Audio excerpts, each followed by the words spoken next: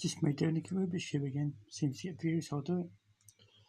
Um, and I enjoy doing the Rubik's Cube as well. So.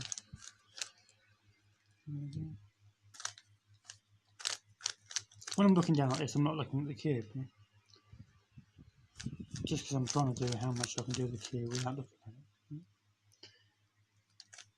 It's like now, that's just a sequence. And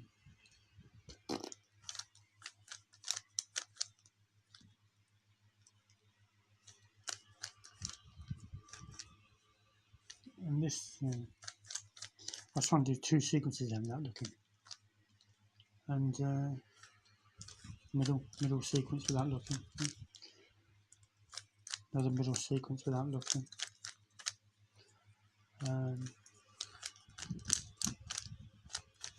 That's as far as I got.